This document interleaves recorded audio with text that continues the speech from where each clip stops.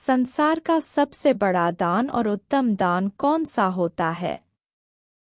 एक बार कैलाश पर्वत पर माता पार्वती और भगवान शिव विराजमान थे। माता पार्वती बड़े ही प्रेम से भगवान शिव की सेवा में तत्पर थीं। तभी उनके मन में एक प्रश्न आया, जिसे वे भगवान शिव से पूछने के लिए व्याकुल हो उठीं। माता पार्वती ने भगवान शिव से कहा, प्रभु, संसार में अनेकों प्रकार के दान किए जाते हैं। अन्न दान, वस्त्र दान, धन दान, गोदान, भूमि दान और अन्य बहुत से दान। लेकिन क्या इनमें से कोई एक दान सबसे बड़ा और श्रेष्ठ माना जाता है? क्या ऐसा कोई दान है जो मनुष्य को मोक्ष दिलाने में सहायक हो?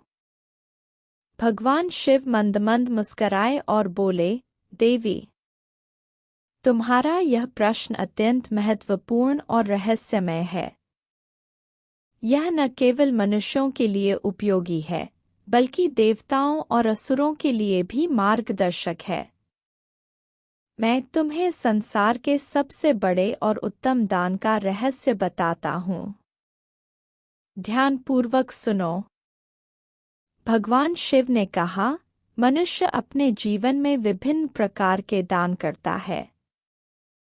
इनमें से कुछ दान लौकिक सुखों की प्राप्ति के लिए होते हैं और कुछ दान मोक्ष मार्ग को प्रशस्त करते हैं। एक अन्नदान। अन्नदान को महादान कहा गया है क्योंकि इससे भूखे जीवों को तृप्ति मिलती है। इसे करने से व्यक्ति को पुनर्जन्म में अन्न की कमी नहीं होती। 2. वस्त्रदान।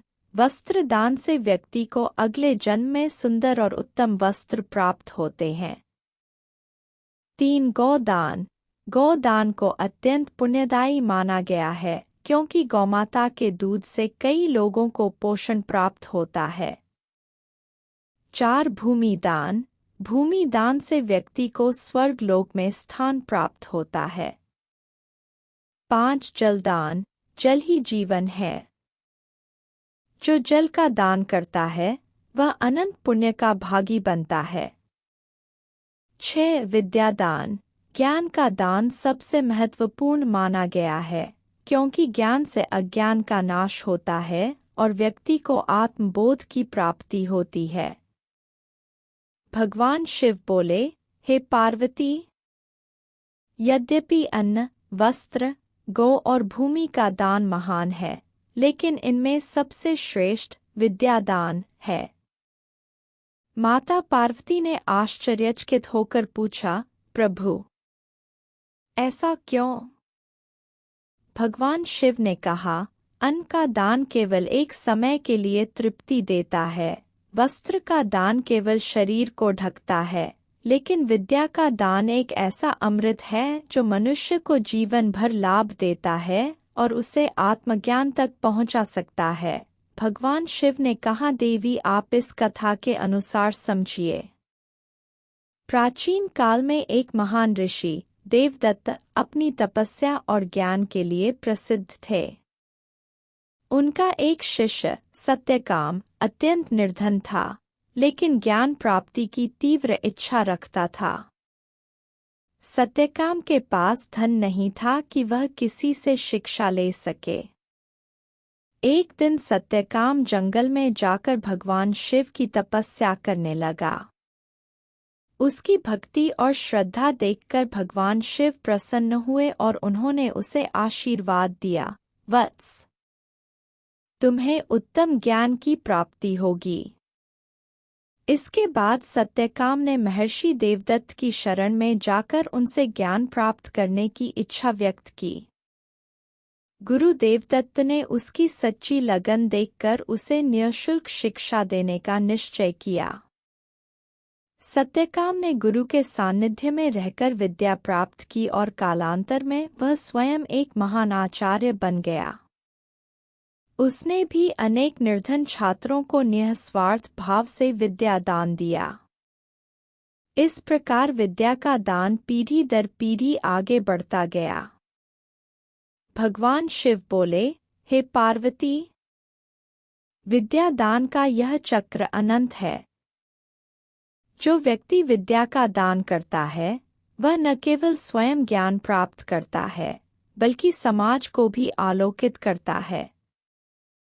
यही कारण है कि विद्या दान संसार का सबसे बड़ा और उत्तम दान है। माता पार्वती ने पुनः पूछा, प्रभु, क्या विद्या दान मोक्ष प्रदान कर सकता है? भगवान शिव बोले, निसंदेह। जब व्यक्ति विद्या प्राप्त कर लेता है और अपने आत्मस्वरूप को पहचान लेता है, तब उसे आत्मज्ञान की प्राप्ति होती है। यही आत्मज्ञान उसे जन्म मरण के बंधन से मुक्त कर मोक्ष की ओर ले जाता है। इसीलिए कहा गया है, सा विद्या या विमुक्ते, अर्थात जो विद्या मुक्ति दिलाए वही सच्ची विद्या है। भगवान शिव की यह वाणी सुनकर माता पार्वती अत्यंत प्रसन्न हुईं। उन्होंने कहा, हे प्रभु, आपने संसार के सबसे बड़े और श्रेष्ठ दान का रहस्य मुझ पर प्रकट किया।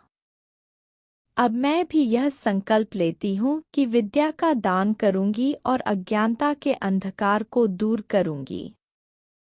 भगवान शिव मुस्कराए और बोले, हे पार्वती, यही सत्य है। जो व्यक्ति विद्या दान करता है वह अमर हो जाता है, क्योंकि उसकी दी हुई विद्या पीढ़ी दर पीढ़ी आगे बढ़ती रहती है। इस प्रकार यह सिद्ध होता है कि विद्या दान ही संसार का सबसे बड़ा और उत्तम दान है। दोस्तों, वीडियो अच्छी लगी हो तो चैनल को सब्सक्राइब करें।